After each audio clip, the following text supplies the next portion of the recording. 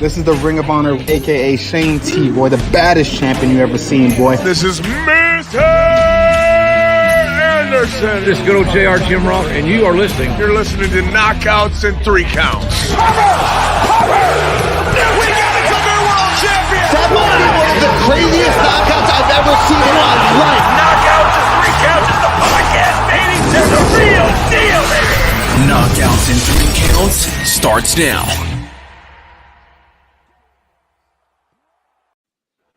Moo! What up, though? It is a Thursday, and I get to luckily be off tomorrow. But this is Knockouts and 3 Counts, and shit, I'm fucking tired. But now that he's done giving himself strawberries, we got the return of Cory is coming back to the show, and yeah. Didn't give them to myself, baby. The life chose me, you know. But glad life chose to give you strawberries. What up, though, Chris? Just glad to have you back, dude. All right. You know what I'm saying? So how the fuck, first of all, did you manage to fucking end up fucking ripping your fucking arms apart? Well, I mean, honestly, there's still people I haven't had the phone call with, so I'd rather not discuss it on here. We can discuss it after the fact if we want to go that way, but yeah. Just all I'm saying is look twice for motorcyclists, please. Just look twice for motorcyclists. Hey, we already done talked about this. This is why my part of the we will not have a bike, because I am not so much worried about what I would do with said bike. I'm more worried about the shit that happens around me. So I'm gonna just keep my happy ass in a Jeep for a while. So that I think that's gonna be my mode of transportation. But you know, we're all still alive. We're all still here and breathing. We got a lot of shit to talk about. There's a lot of stuff going down this weekend. If you're gonna be there tomorrow night, ring the bell. We will be in this bitch for Circle 6 Gangrene. Hopefully, I don't come home with gangrene. Yeah, if you're gonna be at Gangrene, like I said, we'll be there. I actually got the day off, so I don't gotta lie about being there. I will be in this bitch. So yeah, man, looking forward to tomorrow. And like Cory said, even though it's my off day, something tells me I'm still gonna be running all over the place. But yeah, that pretty much sums up my fucking Friday. There's some fights we got to talk about here, man. There's a lot of stuff going on in the world of MMA. So Cory, since you've been doing your thing, healing your arms up, you know, trying to, and didn't take my advice on the Cowboy Bob Orton cast and shit. Tell me what the hell you're thinking. Glad I didn't. And what do you got in the world of MMA? Cast. What are you talking about? Glad I didn't need a cast. You should have wrapped it up anyway for effect. Maybe you can start hitting people with it. You know what I mean? One of the kids get out of line, just give them a little bap. Man, I mean, I feel like I missed a lot, right? Between both the wrestling world and the MMA scene, from at least a talking standpoint. I feel like with all the fight announcements, the fact that we got UFC London coming in hot this weekend, the fact that UFC Long Island lived up to expectations, really, except for the main event. Everything else was, you know, pretty fire-ass card. I don't know, boys. I mean, you guys tell me. I feel like I missed a lot over the last week and a half, 2 weeks. I mean, you did miss a lot, but, you know, as far as there's MMA, plenty to cover in the world of wrestling. But I mean, like I said, I mean, we got some fights going down this weekend. I'm interested to see what happens on UFC London. Hopefully, I can hit another one of these parlays real quick and win me another $100. What fight are you guys most anticipated for? Because honestly, all right, here we'll come in hot real quick. So my honest opinion, right, is Patty the Batty was entertaining and is entertaining, and I'm gonna continue to watch, but I wasn't on the hype train, right? But now you get this fight, right? You get the twerker versus the teabagger. And then that was pretty fucking weird. I'm not going to lie. They're both going at each other publicly, talking about whoever wins is basically getting one of the worst celebrations you can have either way done against you.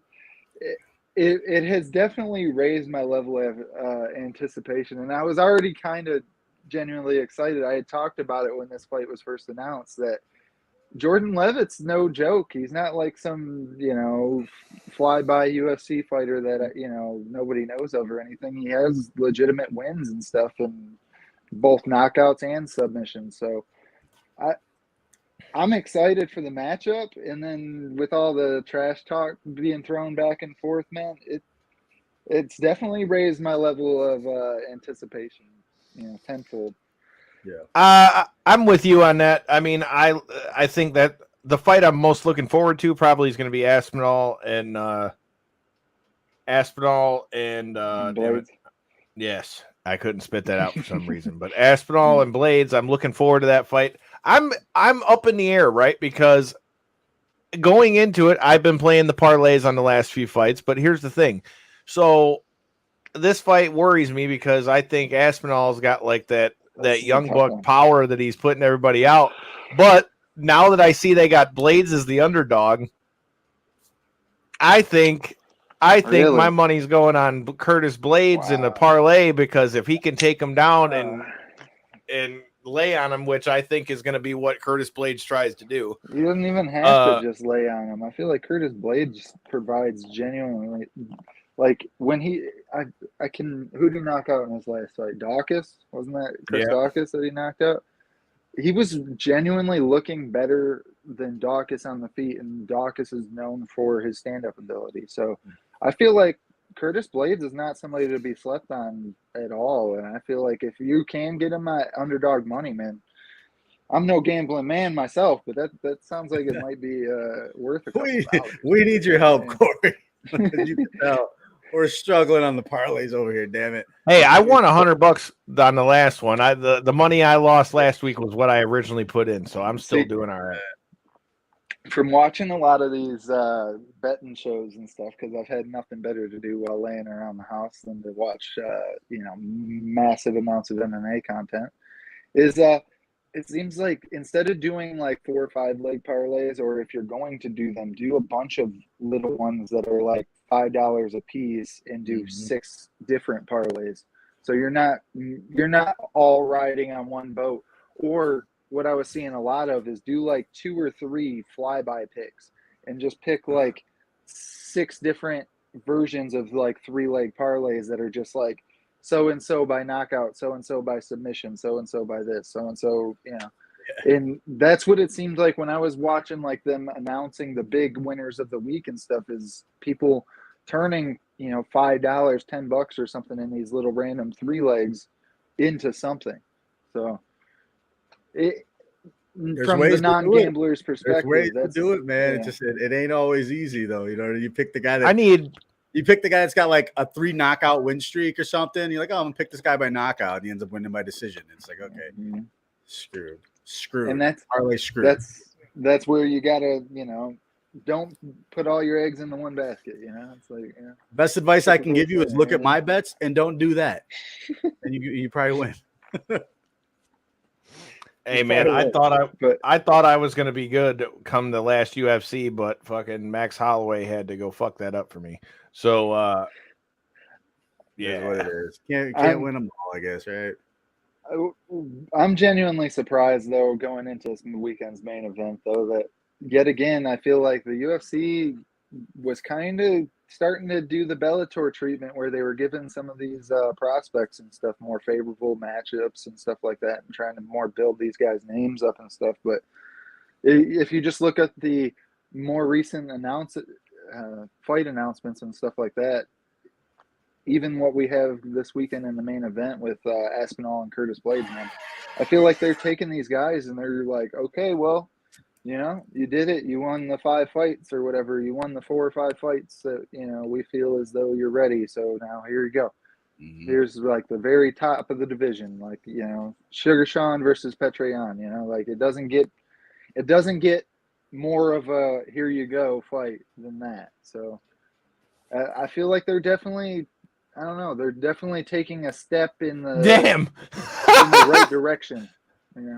There is no way Jordan Twerker Limit is. I know. His wife is a decoy. I was saying that the other day on the fucking Xbox. I'm not gonna lie, it did sound pretty suspect too. Like the way he was saying it too. Like at least Patty was like, "Bro, I'm gonna teabag you like Modern Warfare 2 out here, son." And no disrespect, because I like Jordan Levitt. He's an entertaining fighter. I've watched his interviews and shit. He's like a thoughtful person and shit like that. So you do you, man. I have no issue with it. It's just hilarious that that's what he chooses to do as like a celebration. It is. I think I've even brought it up on the show before. I mean, I'm just gonna say, if I were a guy that fought him and lost, and he twerked over top of me, I might be the next Paul Semtex Daily. I'm just saying. Your eyes are just cracking open, and all you see is them cheeks just shaking. Just shaking. He bounces. Do you remember when he hit the full split, like the big deep split, dude, and dropped it down and then shook it on somebody? Oh, God. I would fucking lose my shit. What are we gonna do? Mad. What are we gonna do if we see Patty the Baddie this weekend? His hair bloodied up in a mop on the ground while Jordan Levitt's fucking hitting the splits. What are we gonna do, man? There's so many variations of knockouts and 3 counts after dark. People have no idea, apparently. Look, man, I'm gonna just put it this way. I mean, dude, I think Jordan Levitt is gonna be a bigger test for Patty, but I still think Patty is gonna smash this fucking guy, dude. I really do.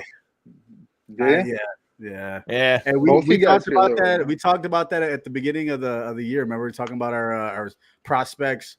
Patty was my pick for prospect of the year. So now I will say Patty needs to tighten it up. Like Patty's taking a lot more damage than he should, but I don't think that Levitt is carrying the same kind of power that Patty is. I mean this as zero disrespect, but I feel like it's the Ian Gary thing, right? Where he's like a top level European potential star, right? But their skills are not quite to the level where their star potential is at the moment. You could even say it for like a Darren Till as well. Like him maybe less so because he's worked his way up to a title fight and stuff like that. But I feel like for so many of these guys, the UFC talks about it all the time. These guys over there, they have a whole country of support.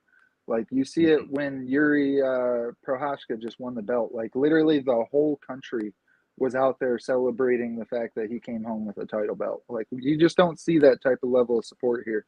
Right. Like, okay, cool. Your big level guys and stuff can sell out a 20,000, person arena. Over there, they can literally get 45,000 people to show up for a parade for them. It's like the level of support's just different. So these guys, they get, this push, and I feel like that's where we're going to see Patty come this weekend is once they reach that level of, like, stiffer competition, I feel like this fight very well could be that, is they're going to maybe still get the win. Like, Ian Gary still looked great, in my opinion. I used him as the example for this reason. He still looked great.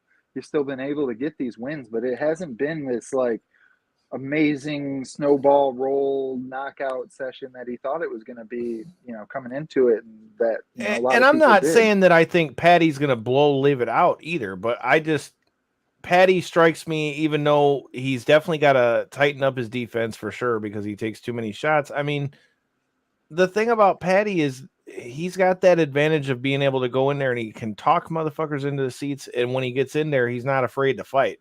So even if he does lose and takes a win early in his UFC career, I see him being a lot like a Conor McGregor of sorts, just in the sense that because he can run his mouth and on a lot of occasions backs it up. I don't think it hurts him too bad. How great would this be if it ends up being the next Diaz McGregor? Jordan Levitt versus Patty the Baddie. What? We're going to be seeing teabags and twerking, dude, for the next few years, man. I just feel like they're going to have security all around the cage and shit. If he wins, there's literally going to be a highlight forever. Oh, God. Every time anything with Jordan Levitt comes up of him just shaking that ass right above Patty's face. I have a feeling that Jordan Levitt's going to be a tougher test in this fight than a lot of people anticipate. Oh, I think he's going to be a tough test. Don't if get it you're twisted. a betting man yourself, so I'm curious what the lines are on that fight, because a lot of these UK fighters are getting a lot of support, betting line wise. But I feel like, I mean, Jordan Livet is a plus 200. Yeah. Plus 215 on DraftKings right now. Yeah, that's. Hey. I don't think it's, man. What do they constitute that as? He's supposed to win like 2 out of the 10 times or something like that. How they equate the odds or some dumb shit. But I feel like he's got a lot better shot than, I don't know. I feel like a couple dollars wouldn't. I mean, either way, right? The show that he puts on, if he does win, is worth you throwing a couple dollars at it, right? Yeah, dude. Listen, I'm gonna be sitting there. I'm gonna be watching these fights, dude. I'm probably gonna bet on the entire main card. I'm gonna try to parlay the entire main card because that's just what I do. But there's the other one. There's Hermanson versus Chris Curtis, right? I like that fight. That's an interesting fight. I'm going Chris Curtis all day on that one. Nikita Krylov versus Gustafsson is also on that main card too. So that's no, dude. It's not. I'm pretty sure it is. Last time I'm looking at it. I'm looking at it right now. Paul Craig versus Volkan Ozdemir. Hannah Goldie versus Molly McCann. Yeah, you're right. It is Krylov and Gustafsson. I just scrolled down back to the bottom. Yeah. So dude, another fight. I don't think Gustafsson. The return of Gustafsson. And Gustafsson, I love that guy. I love that guy. Gustafsson's the underdog in it too, dude. Yeah, and Gustafsson's a close underdog, man. So it's a lot of money to be won, especially. I don't really see Gustafsson winning that fight, to be honest. But oh, really? I don't either. I feel like Nikita Krylov is somebody that can be beat. He can be beat, but I'm just saying I haven't seen Gustafsson put together that Gustafsson form in so long. So, I mean, I got to see him do it. I mean, if he fights like he can fight, sure, he can beat anybody. Right? Yeah. We'll see, man. That length on Gustafsson's incredible. So we'll see how he works that. That's one thing I love about this, about the UFC, is the fact that now we're finally starting to get that ball rolling, like I had mentioned, last week with Long Island, a couple weeks back with UFC Austin and stuff like that. Finally starting to get these cards on the road, get fans in seats to actually watch them. It just makes the event feel that much more special again. It really does. Like when you get to hear, how crazy the fans went for Tom Aspinall last time he made his walk out there. Like the whole arena was just yelling his name. Came up with a little. It's going to be wild, but it's going to be wild. But do you think that that's going to play a difference for him against somebody like Blades? Who are you taking, Blades or Aspinall? I mean, if I was a betting man, I'd probably put my money on Curtis Blades, especially if him being an underdog. But I feel like this. I don't know. My heart pick is Aspinall. I think Aspinall. I think Aspinall's got a good chance of winning, but he's got the jiu-jitsu. I feel like I haven't really seen too much of his jiu-jitsu yet, so he got the freaking straight arm lock or whatever it was on Volkov in his last fight. Literally, that's how he won against Volkov. But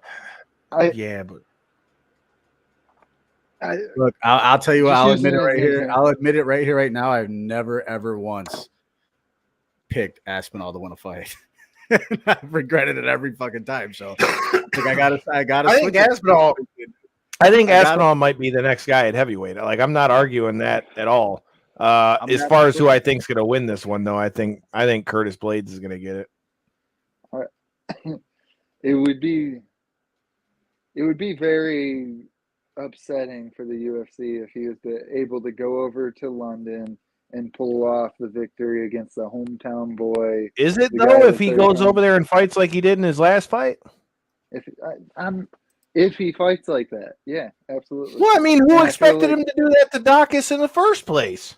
Yeah, and that's because he had self-admittedly after the fight said that the criticism had got to me and I'm sick of being called a boring fighter. So I went out there and showed somebody who's the boring fighter now type, like mentality. So I don't know. I'm going with Blades. Do we continue to see that? I agree. I feel like Okay. it'll probably end up being Blades in the long run, but the heart wants to pick. I agree. I want to say Aspinall, but I think Blades is going to win this one. Who do you got, J-Bone? I'm breaking the curse this weekend, man. Like I said, I've never picked Aspinall in any other fight ever. There's something about the guy. I just don't like him. But breaking the curse this weekend, I'm taking Aspinall, dude. I feel like this is of all the fights to take him in. This is the toughest one for him. And they're like, yeah, I got him for sure. He's got no. Curtis. The next fight you got the best wrestler in the division. Yeah, he's got this all day long. He's got this. Well, the next fight they got Hermanson and Chris Curtis. I have been singing the praises of Chris Curtis for a while. I'm going with Chris Curtis in this one. I'm so surprised of the ascension that he's made from his PFL, Bellator, World Series of Fighting days and stuff. Where we see him now it's just a genuine skyrocket. I mean, he's co-main one of the best, like I had mentioned, we'll have to see how the fight night plays out and stuff like that. But these London cards are stacked for a reason. I mean, like you can go all the way deep into the prelims and find fucking bangers on this fight. But that being said, Chris Curtis, man, he got this great position. Talk about a way to step in. And I feel like this, of all the top level talent in the division, except for Darren Till, the person he stepped in for, I feel like both of the people that were scheduled to fight would be great matchups for him. And now he ends up taking on Hermanson. I feel like Hermanson's going to struggle to get him down. And I feel like Hermanson really looked good on his ascension, but has since had a couple major holes, shown in his game. I think that's why Chris Curtis is going to capitalize. Yeah. That's exactly where I feel like Chris Curtis is going to have his moments in that fight to, capitalize on those, holes that have been showcased. All right, so 2 for Curtis. Who do you got? I'm with you, boys, man. I think Hermanson's going to really struggle against him, man. So I'm taking Curtis. It all depends on them takedowns, really. If he's able to get him down, Hermanson's a really hard person to wrestle with once you are down. So, but I feel like his game is like sloth-like. If you're able to get past the initial closeness, you're good. Yeah. All right. So who wins the next one? Is it going to be the teabag or the twerk? I like to see them females twerk, but we're not talking about females, sir. I know that's the problem, isn't it? Oh, man. It's been a while since he's been on. Okay, some things have been going on. He's got to shake off the podcast for us. But oh no, that one was straight from the heart. That was real as it gets, baby. But that being said, I don't know, man. I feel like I said, Jordan Levitt may be able to pull this one off, man. I feel like he's similar to him. I feel like the ground may be where this fight truly ends up playing out, is who's the better ground fighter, because both of them are skilled, grapplers. Maybe they'll stand and bang with each other, and Skolzers don't get knocked out or whatever the hell Patty said. But at the same point, man, I feel like Jordan Levitt showcased his striking skills in the UFC as well. But I don't know. Patty will probably get it done, but I wouldn't be surprised, man. I would not be surprised, like I say. Who you got, J-Bone? Man, I'm taking Levitt. I don't want to. With him. Hey, he's got 10 or 11 wins, 6 by submission. That's saying something, dude. So I'm going to take him. I'm going to take him by sub. Wow.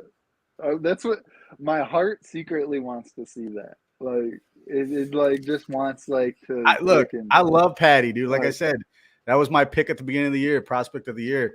Hopefully he does well. Hopefully I'm wrong, but for this it looks like a bad matchup for him.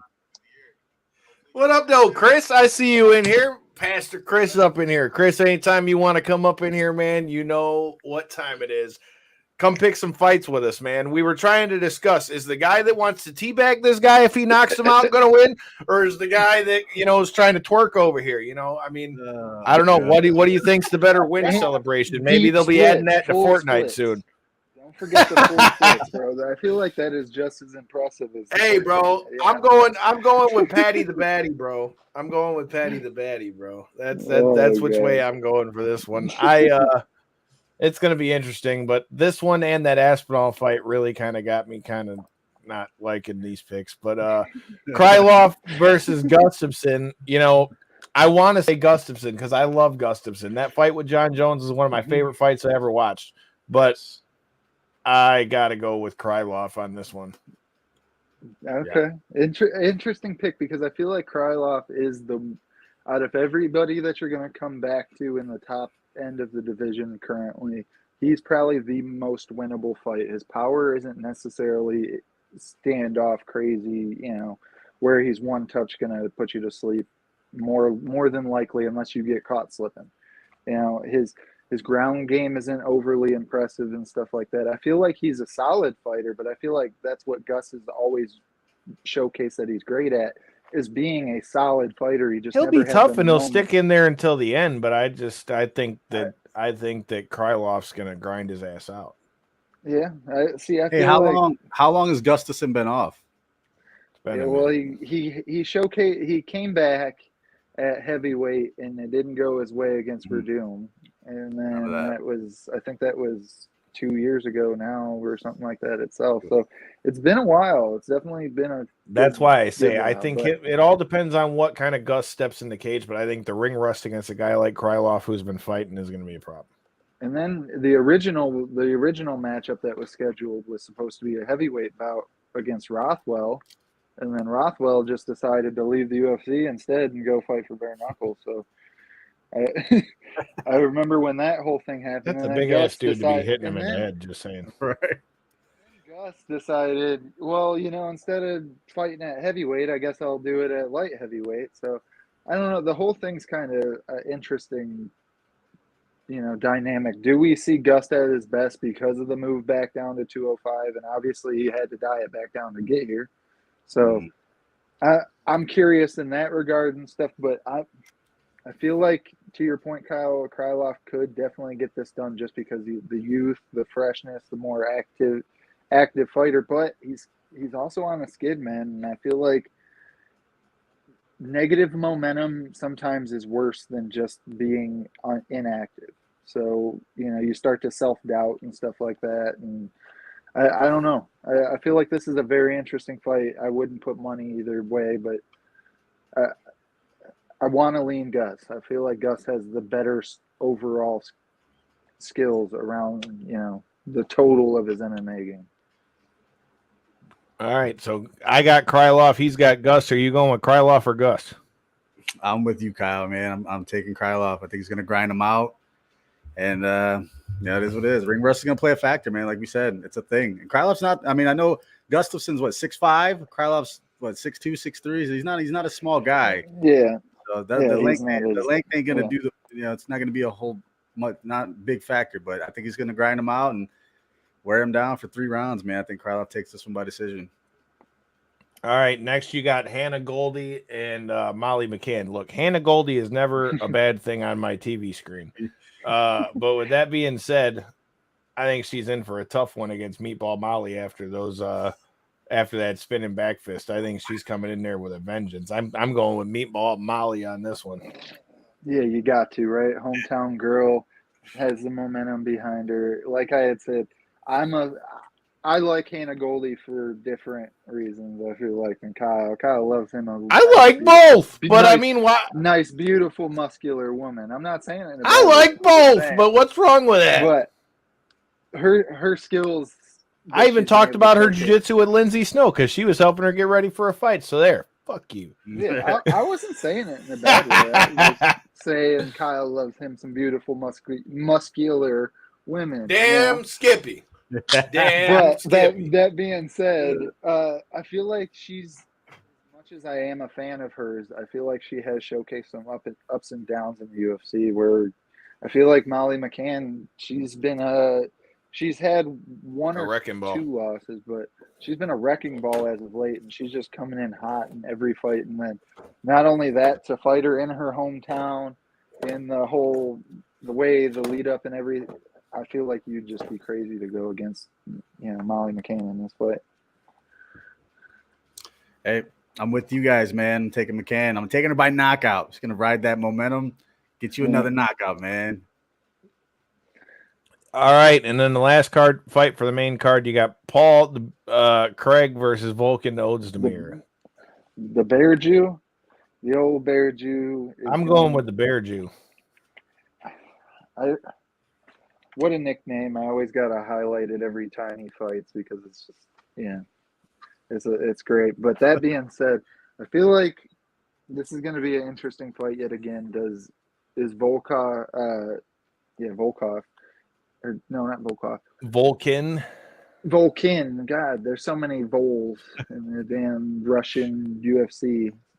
But that being said, I didn't say his name was Khabib. Shut up.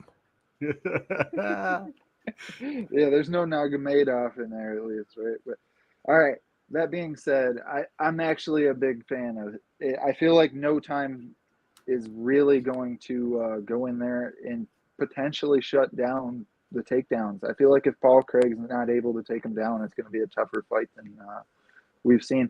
He's looked a lot better as of late with his striking game. Like if you look back at his second Shogun fight and stuff like that, but I feel like that was like a showcase type of fight when you're fighting Shogun at this stage of his career and stuff. So I don't know. I feel like he sometimes relies his ground game is absolutely amazing, but if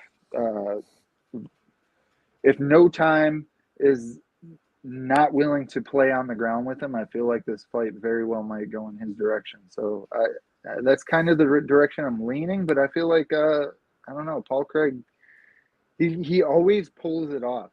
Somehow, some way, he always pulls it off. So I would not advise picking against him because he'll lose all 3 rounds until 30 seconds left and then get him in a triangle choke. So I don't know, man. He's pulled off some amazing subs before. So this is another one of those where I just enjoy the match making in this one. And a lot of toss-up fights. I'm excited to watch. A lot of toss-up fights.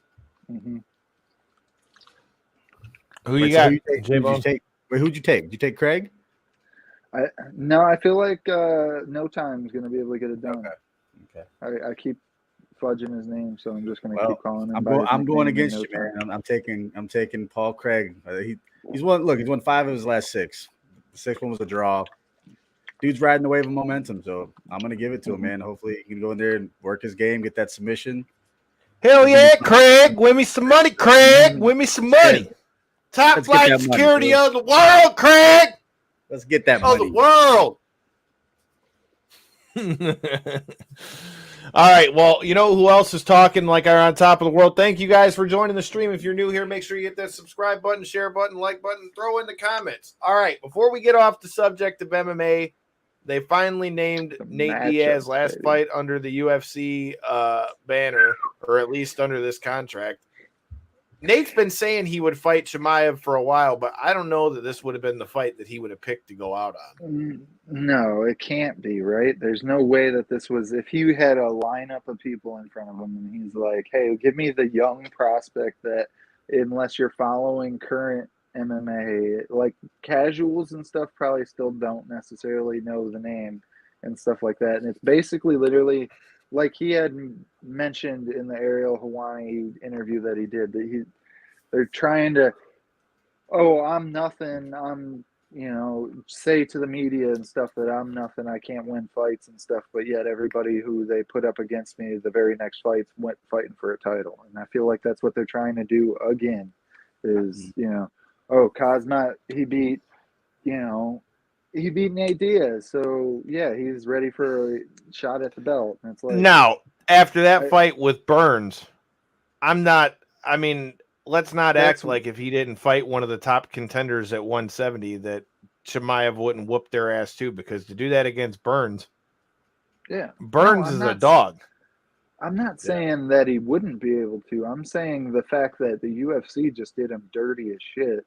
And basically is trying to build this young guy's name that they do feel as though is going to be a new face of, the UFC and the face of overseas MMA and stuff like that. I mean, he showcased his skills. I completely agree with you, Kyle. I feel like this is going to be a lopsided fight, way worse than what we've seen in the Leon Edwards fight. And you're talking about the current number one contender that's about to fight for the belt. So I just, how do you do these vets so dirty? I know it's the fight game, right? I'll tell you why he's going to do Nate that dirty. Because if what you hear is true, they say they offered him McGregor, but Nate says he don't want that fight. I mean, let's face it, he's hoping that Dana's got to be hoping that Chimaev beats the dog shit out of him. That way, if he goes and does that boxing fight, he won't be able to look good against Jake Paul. But I don't know, man. I just don't like this matchup for Nate. But then again, when you're talking about Nate Diaz, what happens when he pulls out another triangle and flips off the camera? Yeah, and then that's what? what I was gonna say. What if though? Hey, listen, if you had to pick one guy to go out there and shock the world, you might want to pick Nate Diaz, right? I don't think he's going to, but I'm just saying. Yeah, I don't odds think are so. he's not going to. But if he does, we're all gonna be sitting here like, hey, you know what? Why did we go against Nate Diaz, right? You know what I mean? My So, question is, right, because I feel like this being the fact that he finally got the fight, it finally led up to the end of his contract and stuff like that. We're probably going to end up seeing the inevitable now, where it's going to be Jake Paul versus Nate Diaz at some point, right? Would you have rather seen this fight in between it, or would you have rather just the UFC, let him go, or let him fight some vet that's going to win? I feel like of all the people, you just literally fed him to the guy that calls himself the wolf. You didn't even feed him to the wolves. You fed him to the wolf, like literally. Like, you're like, okay, you want to leave our promotion after, you've done all this work basically by yourself. Like, the UFC does not do a great job of promoting Nate Diaz, but somehow he has just this amazing following that, buys every fight that he participates in. Buys his Because shirts, Nate Diaz is a star. gear. That's why. Yeah. He's one of the few stars that you've got in the UFC that's a star with or without the UFC. That's why it's so mind-boggling to me that Dana is so willing to just let him go, because Nate is still a guy that even if he's not going to be fighting at maybe the top echelon level, you can't tell me that if he goes over to Bellator or more importantly, I think he's going to try to go fight Jake Paul, that he's not going to go make a bunch of fucking money. So I don't know, man. It's going to be interesting to see where he plays out. We talked about, Petr Yan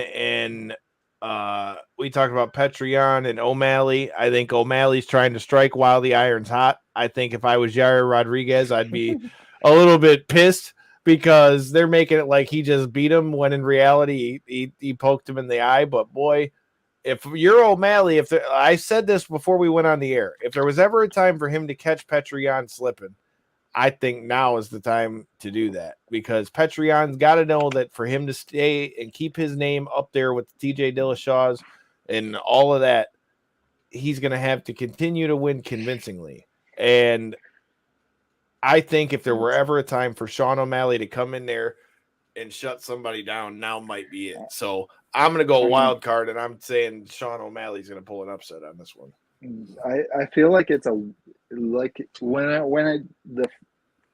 the fight first became known to me, I was like mind blown for a second. First off, that it was actually a thing that O'Malley's side basically would accept this fight, and that we're really getting, I mean, we'll see once everything plays out, knock on some wood. You know how MMA gods are. They'll pull a fight from us every week if they have to. But that being said, if the fight actually truly does play out, man, it really is. If you look at like the top tier of 135 right now, it's probably one of his best fights that he could get, other than like a Dominic Cruz. I really thought he was going to get a Dominic Cruz. That's what I thought. That too. was like, I thought that was like the perfect fight, where it was like the seasoned vet that everybody respects that could beat him, a true test fight, and we would have seen that route. But if you look at the rest of 135, I mean, are they going to put him against Merab? I feel like Merab would be a terrible matchup for him. That crazy style that he brings where it's just constant, go at you and then take you down, wrestle. Like Merab's hard to deal with. I don't feel like they would want to give him that route. So if he's going to make this huge ascension towards the top of the division, which was kind of inevitable, as long as he kept putting on these performances, we can say what we want about the Pedro Munoz fight. It was going to go whichever way it was going to go, but we don't really know. And what we do know is that apparently the UFC took it as he won because now he's fighting a top-level contender coming off of it. So I feel like Petr Yan's a winnable fight for O'Malley. I really do. The size advantage is going to be a thing. I feel like Yan doesn't rely on his wrestling. The only time we've ever really seen him try to take people down whatsoever was when he was fighting Sandhagen. Yeah. And I don't know, man. I feel like it's a winnable fight because it's a kickboxer that's shorter, but Petr Yan's got such a tight guard. He's so, his hands are constantly here. Unless he's able to, which O'Malley's very sniper-like, and that's probably his best trait with his striking. But it's going to be it's a very interesting matchup no matter which way it plays out. I'm glad that it is the fight that we're going to see. Jan's got some bombs too, though, man. Jan could end it just like that. And hey, me personally, I think it's a big step up in competition. Maybe a little too much for O'Malley too soon. Like we said before we went on the air, man, I'm taking Yan in that one. My early pick. It could always switch. You never know. It fucking goes back and forth. It depends on what DraftKings tells me to do. That's what it is. Do you think O'Malley could handle Cory Sandhagen? I feel like that would be a very tough fight, right? And I think it'd definitely be a tough fight. I think both of them are going to be tough fights. Yeah. And I feel like Petr Yan didn't handle him by no means or nothing like that, but he definitely won the fight against Sandhagen. Sandhagen wasn't necessarily able to get a ton off. He almost looked like he was missing a lot of his strikes against somebody who appeared to be right there in guard, but was just able to move his head and just be slightly enough out of range against the taller, lengthier fighter. So I don't know, man. I feel like this is he got that, Petr Yan just one fight ago before he lost to Aljamain Sterling was getting that boogeyman status at 135. And now all of a sudden Aljo beat him and everybody's like, he's not that great. But I feel like that's. Oh, no. And I'm not by any means saying that because Aljo was able to come back and right his wrongs. I mean, Aljo was already in that spot as a top contender with or without what happened with the title. I just am saying, I think given the turn of events and how everything's been, it just would be a time to catch him slipping. I don't know. Either way, it's definitely going to be a fight I want to see. Also, shout out to past guests of the show, Austin Bashy, getting ready to step back in the cage for Showtime Pettis and their promotion over there in Wisconsin. About to take home some of them cheeseheads money. That's what we're about to do over here. But in the meantime, there's a lot of shit going on in the wrestling world too, dude. Like, I guess the place of any to start. J-Bone, where are you at with Ric Flair's last match at first? Because to be honest, I didn't know if I was going to get this. But I got to be honest. Conrad has put together one hell of a fucking card around this shit. And the undercard alone is almost worth me buying the fucking show. Yeah, man. He's done a hell of a job. Look.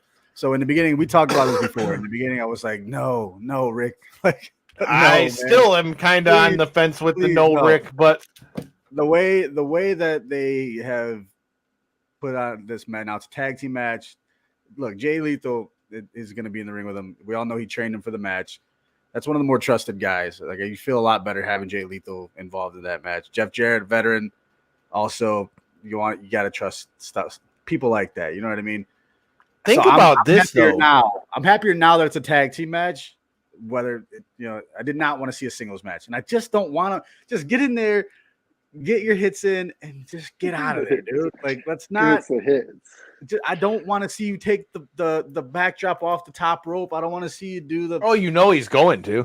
I know he's going. Eagles take stage. You want literally just the greatest hits. Yes.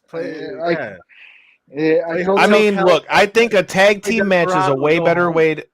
like, I think a tag team match is a way better way to do this, number one, because that way Rick can get in and do what Rick is good at, and you don't got to worry as much about him getting hurt. Second of all, like you said, with the other people that are in that match, you really couldn't have asked for much better people. Here's something to talk about. What are your thoughts on the fact that literally in the same weekend, now we all know that Jeff Jarrett's back working with WWE and shit again. This son of a bitch is going to be the special guest referee in the tag team title match between the Street Profits and the Usos at SummerSlam on Saturday. And then he's going to wrestle against Ric Flair on Sunday in the same city at StarCast. You talk about living your best life in 2022. Working, he's getting that WWE money. He's getting that Ric Flair money. Like, Jeff Jarrett's out here doing the damn thing. So what are your thoughts on Jeff Jarrett? I'll tell you what, though, I would like to know how did that happen? Like, because somebody is back to saying yes or no, right? So, well, I would imagine it's because Jarrett's probably on a Legends contract. He's not really on a talent contract anymore. Right. Yeah, that makes sense. But hey, good for him, man. Way to stay involved. You know what I mean? I mean, look, like you said, I think them doing this in a tag team match is a much safer way to go about it. Number one. Number two, the fact that they got Andrade as his partner, with him being his real life son-in-law, to go fight against Jeff Jarrett and Jay Lethal. Now, I gotta say, for as much as I was on the fence, we'll talk about the rest of the card in a second. But I gotta admit, whether I want to be honest about it or not, those vignettes that they did, like the countdown videos that they've been doing, like the lead up to that, I'm not going to lie. Whoever they got filming those, kudos to you, sir. I'm sure it's probably got a lot to do with our buddy Dave Silva, but those have made me want to watch this shit just for the story. Although Flair's promo, this is fucking family, and he's really good. The fact that he's already taking the blade in the parking lot too, man. He's just gushing blood out here. I'm like, oh, God, he was leaking. Rick, didn't they do this whole Ric Flair's big retirement thing just 3 years ago though? About 5 years ago. No, dude, 4 years ago he was about to die. Shit. Yeah, so what he did it at WrestleMania against. He had the one in 2008, and that was at WrestleMania 24. Well, yeah, and then he went to TNA, right? And then he went and did his TNA run, and that was 2009 to I feel like at this point, he ain't been in the ring in a long time. It's not like he just kept getting back in the ring. No, I know, but my biggest issue is it just feels like you're just milking the old man. He was he made this big old press run over the last year of I'm gonna go to all these events and I'm gonna just take the mic and I'll be the old guy that comes and tells some stories and has everybody clap for me and I'll make my appearance fee and make my little money that way and have my day, and sail on into the sunset. And then I just feel like here we are, yet again, like I say, probably at least 8 months, a year removed from when the whole press tour type of deal was happening. And he hasn't talked about having. Did he get bored, or did somebody just come up to him saying "Hey, man, I have this great idea where you could be in this tag match, and we'll build it as your final match and stuff it's all like Rick, that." dude. It's all Rick. No, it's all Rick, dude. I think it has a lot to do with listening to him talk about it. A lot of it has to do with and you hear a lot of people talk about it, especially the ones that have been in WWE and TNA. You don't always know when your last match is going to be. I don't think he was really happy with the way he went out in TNA. I think if he would have left it where it was after WrestleMania 24, he'd have been fine. But I don't think he was happy with what happened in TNA, and especially given the fact what happened with him having his coma and all that shit. And I think this has got more to do with Rick wanting to go out on his terms. Now, do I think that it being in this kind of match is a little bit, I think it's more to keep it safe. But again, this is where you got to give credit to Conrad in that, dude, the card surrounding this shit is pretty fucking badass when you consider he's got every other major company outside of the WWE all on this card. You've got the Impact World Champions in the co-main event. You've got the Motor City Machine Guns versus the fucking Wolves when the Wolves don't even tag team anymore. You've got, literally from top to bottom, like I said, the card alone is enough for me to. Correct me if I'm wrong, Kyle, because I haven't looked at the card. But is this the one? They got Josh Alexander and Jacob Fatu on this one, right? Yes. Yeah, dude, that's huge. That's going to be a badass match, dude. That is huge, man. But like, and it just like you said, it just goes with the Ric Flair thing. Everybody, for anybody to say, "Hey, this is Ric Flair's final match. This is it. We're done." I don't think there's going to be any wrestler that's going to be like, "Nah, I don't want to be a part of that. I'm good." You know what I mean? Like, it's a dream to be involved with. And they said, Conrad said on Busted Open today with our buddies Dave LaGreca and all them that there's a lot of ex-WWE and AEW people that are all behind the scenes too. So I mean, it's stacked in front of the camera and behind the camera. I got the whole crowd right. I got the whole card right here in front of me. So the main event is Ric Flair and Andrade versus Jeff Jarrett and Jay Lethal. The co-main event is Impact World Championship match, Josh Alexander against Jacob Fatu. Then you've got the Impact Women's World Champion, Jordan Grace against Deonna Purrazzo and Rachel Ellering. Then you've got a tag team match of Brian Pillman Jr. and Brock Anderson with Arn Anderson versus Kerry and past guest of this show, Ricky Morton of the Rock and Roll Express with Robert Gibson in their corner. You've got a tag team match between the Briscoes and the Von Erichs. Fucking A, that's going to be badass. Yeah. Laredo Kid versus Taurus versus Ray Phoenix versus Bandito.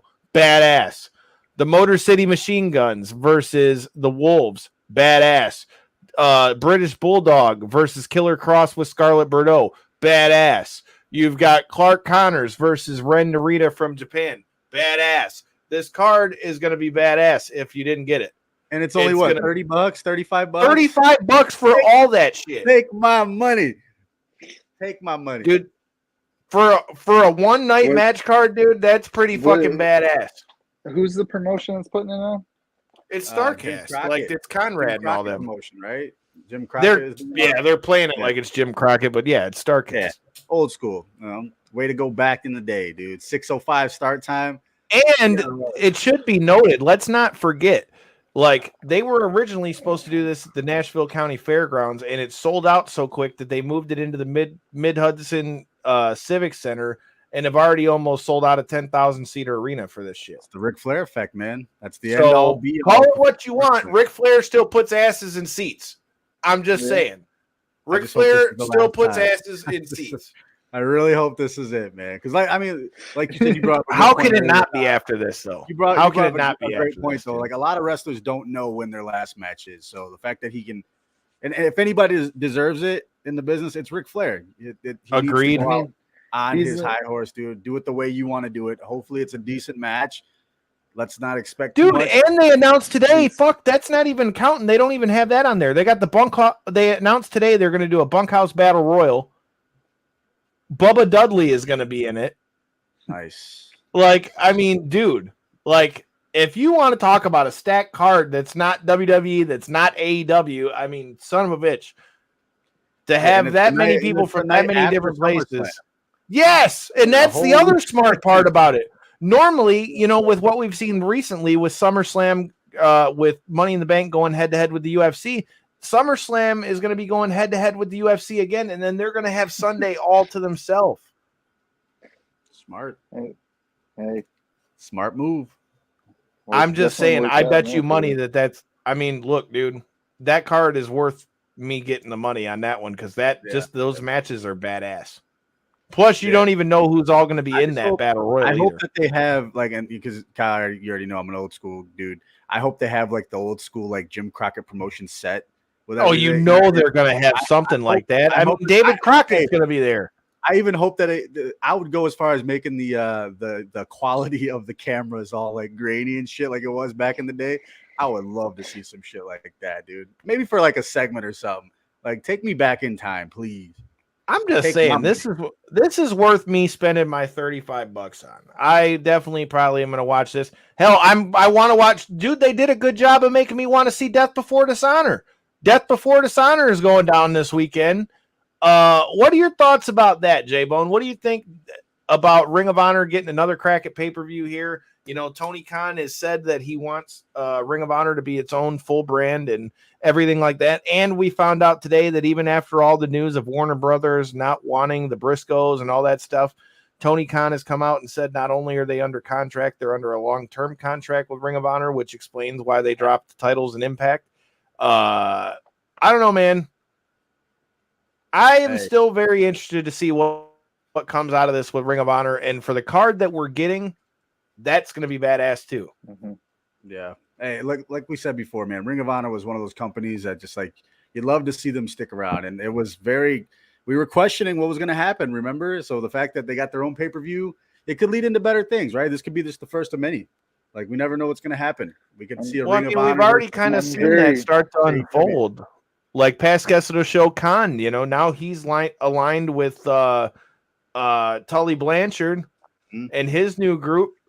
I mean, I'm very curious what they end up doing with it. I know, to your point, Kyle, they say they want to run it as its own like independent brand and stuff like that. But like I say, I feel like the best thing you could do is align with, the fact that you made the purchase, you bought the whole, past library and everything, not just the namesake. You like literally bought the company and everything that it was about and everything prior to. And I feel like to just let him go as a butterfly again, hoping that they're going to succeed this time, would not be the route to go. I feel like you've already done such a great job building up AEW, building up this weekly, just true hype where like people are excited to watch all their events that they put on and stuff. I feel like they've done such a great direction with AEW. I feel like the best thing you could do for Ring of Honor would be to tie together in some form or fashion. Of course, they're going to always be tied together with the same ownership. I think, in reference to what you're saying, I mean, okay, so why I interpreted it that way is because how you said it and how I've heard him say it in interviews and stuff. I watched him and Robbie Barstool, and I think they brought it up on there. And he was saying basically like, yeah, we want it to be its own thing essentially, and not, it's not going to be. I think what he's saying when he means own thing though is I think what he's saying is he wants it to be like the equivalent to like how WWE has like Raw and SmackDown.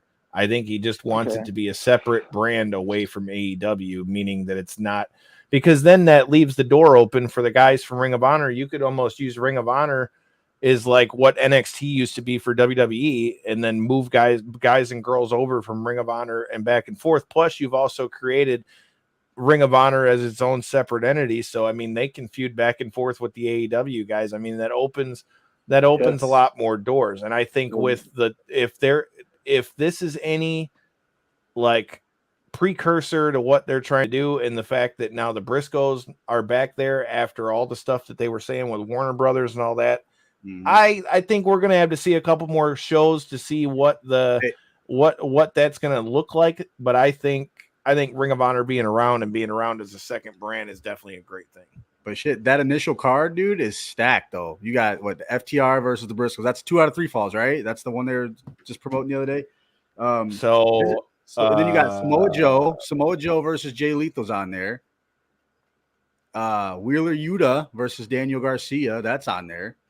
That's Willow Nightingale versus Detroit's own Pinkies Up, AK. I am definitely down with that. You've got the Righteous versus Dalton Castle and the boys for the 6-man championships. You've got Mercedes Martinez versus Serena Deeb for the ROH Women's Championship, banger. FTR versus the Briscoes in a 2 out of 3 falls match for the Ring of Honor title, banger. Samoa Joe versus Jay Lethal for the Ring of Honor television title, banger. Jonathan Gresham versus Claudio Castagnoli, banger.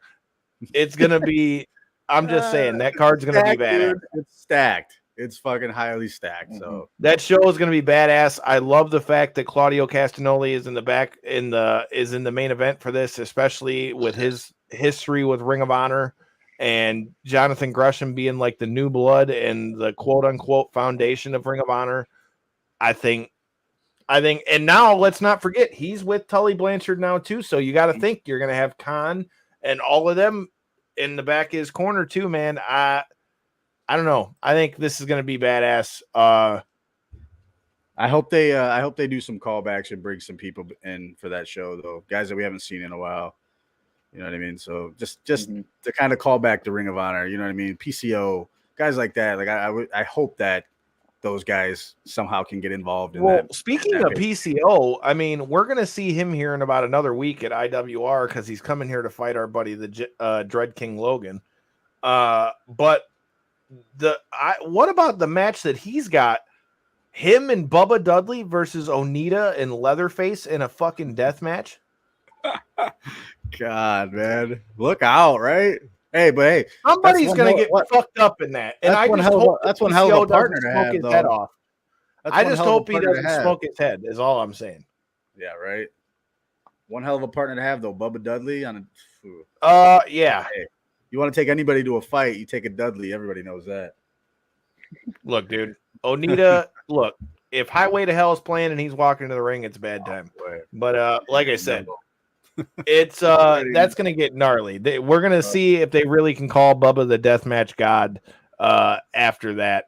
Yeah, man, I'm really looking forward to Ring of Honor, Death Before Dishonor as well. So much wrestling coming up. I didn't even fathom all that until we just talked about it. And then next week we've got SummerSlam, which, if everything goes well, we'll be joined by some of our friends across the pond. Sophia V will be joining us to make some picks for SummerSlam and all those good things. And yeah, there's a lot to talk about. So make sure you hit that subscribe button if you haven't already done so. We'll make some picks for SummerSlam once it gets a little bit closer.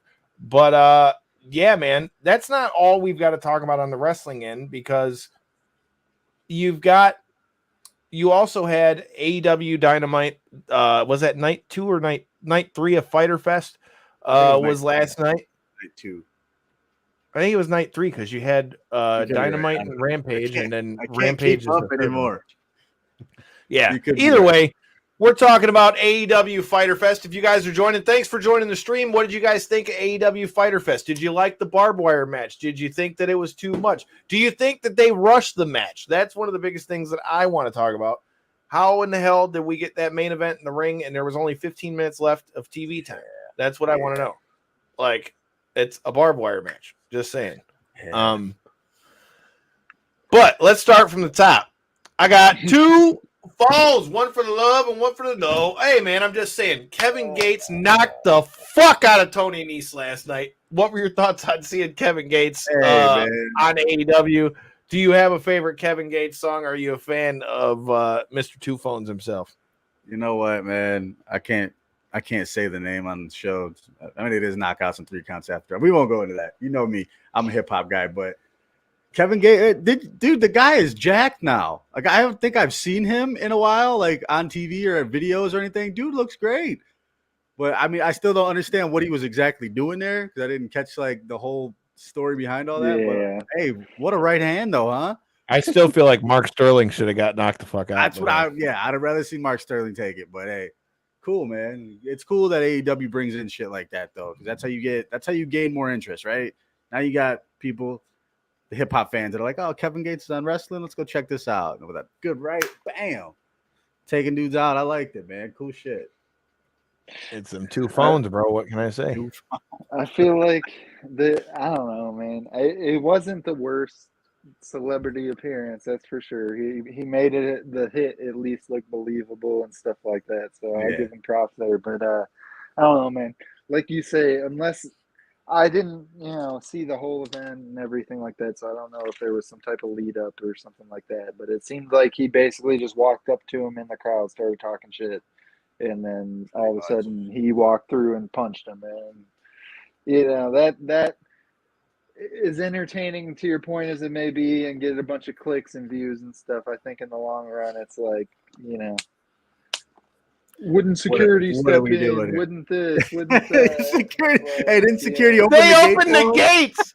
They opened the gates for Kevin Gates to come in, bro. Wrestlers talking shit to saying? you. Hey, why don't you go ahead and go take care of your business, bro? Hey, come on, man. Here you go, big dog. Go blow shit out. Exactly, Take care of your business, man. Hey, man, I'm just saying. I wish I had carte blanche like that in some places, but all right. We also had to return a Jungle Boy. It looked like Christian and Luchasaurus were about to beat the brakes off of Jungle Boy, but Luchasaurus moved out the way. So do you think that they kind of rushed Jungle Boy coming back too quick? What do you see happening out of this? Do you think they should have drug it out for a couple more weeks? Man, look, like this has been the one. Okay, so this is one of the better storylines, if you ask me. Kyle, we were talking about this when we went to Blood and Guts. Luchasaurus as a heel, the darker Luchasaurus is so good. I was so into that with Christian, man, and Jungle Boy he just stayed away. Just keep him away. Because I mean, you've seen the pop when he came back. When he came out, the crowd went crazy for him.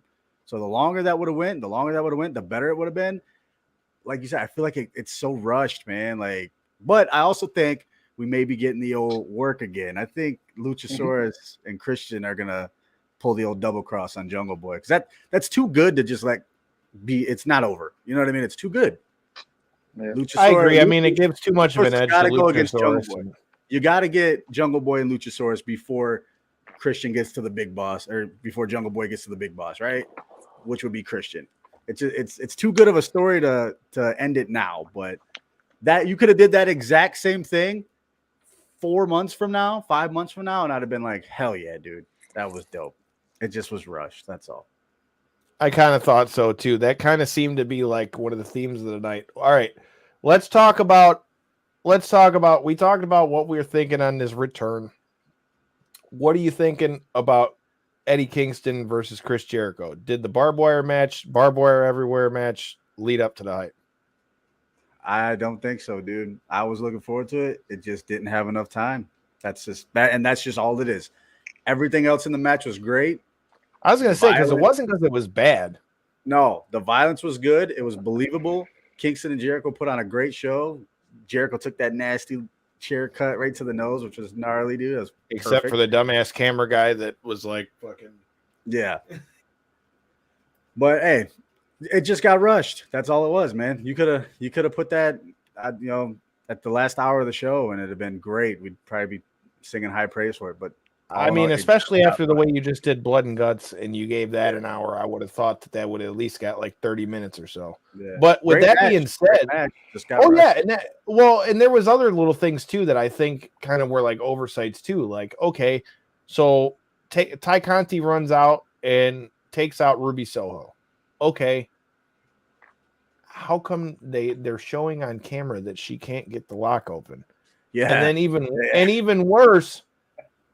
How the fuck do they all fit through the damn bars? Except I can fit through the fucking bars, then how the hell? Jake Hager and Matt Menard couldn't get through the bar, so they had to wait. They said they was too fat. I thought that was great. That was funny shit right there, dude. I mean, yeah, I think that was the only. I mean, not that I thought it was bad by any means, but I think. Not that I thought it was bad by any means, but I definitely thought it needed a little bit more time. Last but not least, like I mentioned, if you guys haven't already done so, make sure you go back and check it out. Circle 6 is going down there. Like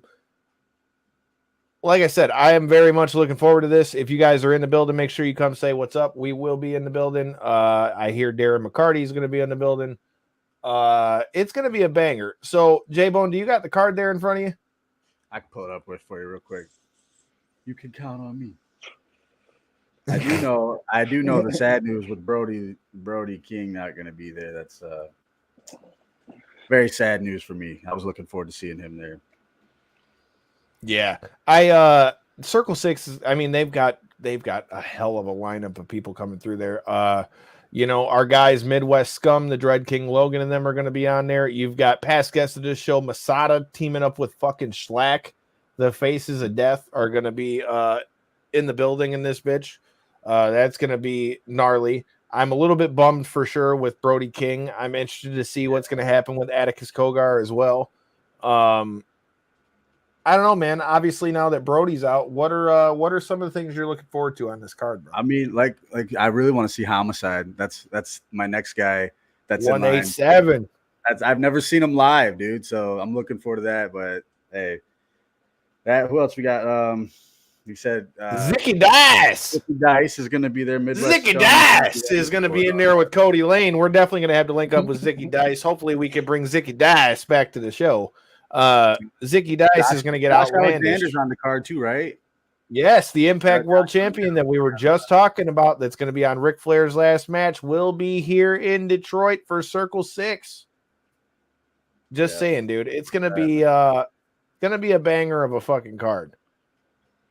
I'm looking forward to it. I enjoyed our chat with Mike from Circle 6. It was nice to kind of get to know a little bit more about the promotion and where they're coming from.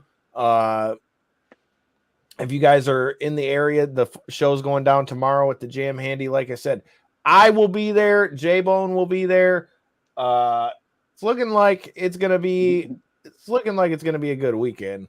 And then next weekend, I just got to try to survive the birthday party I got to go to. But that's a story for that's another story for another time. But like I said, man, it's go ahead. I know us on the MMA side, we got a busy weekend ahead of us. I wanted to get to that real quick, before we say our closing notes. For anybody who is the hardcore like myself and would like to actually try to keep up with all this shit this weekend, we start Friday morning. We got 1FC with the usual 1FC festivities, a little bit of I am not getting up at the ass crack of dawn. Sorry. What time is that? It's official start time 8:30. Yeah, which means the prelims start at probably like 5. So I'll have something to watch once I do wake up, because luckily enough, they're usually on YouTube. So that being said, I start my lovely Friday morning while laid up in the house watching 1FC, and then later on we have Bellator fighting as well this weekend. We got Douglas, and lo and behold, they didn't say shit about it. Nope, not a single thing. That's why they need guys like us to promote their stuff. Come on. Or like our guy Chris Connor, who just had Deanna Bennett on his show. But it's the amazing world of Bellator. Somehow they still keep things going because of Showtime, but no one knows that it's Showtime. It's just a great thing they have going on there. But Bellator this weekend. Also, I wanted to say a huge shout out to upcoming promotion, X-MMA. They've actually done a real solid job of every one of their events putting on solid cards, man, like worthwhile. Oh yeah, for sure. I mean, Bobby was supposed to fight for them before he blew his knee out. Yeah, I mean, they've done a really good job of scouting top tier talent, whether they're just let go of the UFC or just let go of Bellator or PFL or whatever the case, or just on their springboard back into these promotions. I mean, they've done an amazing job. They're really becoming like, I think this is X-MMA 5 or some shit. And every single event, man, they've done a really good job of just consistently building up their level of talent that they brought in for the card. So I just wanted to make sure that I shouted them out on the fights. Same thing. They're usually on YouTube, man. So like no paid thing, no make a account on this sketchy website or something like that. It's literally just click on their YouTube video and give them a view. The way I like it. Yeah. Like I say, man, they're definitely doing good. We'll have to see what happens. I like Luis Pena, Violent Bob Ross, but I think it's going to take him a lot to get back towards the UFC. But it's going to be a good fight. Like he said, there's a lot of good stuff to be on there. Like I said, make sure you are checking us out this Tuesday. And hey, I'll just throw this out there for a little teaser. A little birdie told me that there might be a new Five Finger Death Punch album coming soon. So you might want to stay tuned if you happen to be a fan of the rock music, because you never know who might be the fourth person in that box real soon. So make sure you hit that subscribe button. Make sure you hit that like button. And I better get moving before this ice cream has its win. So until next time, peace. Fuck yo couch.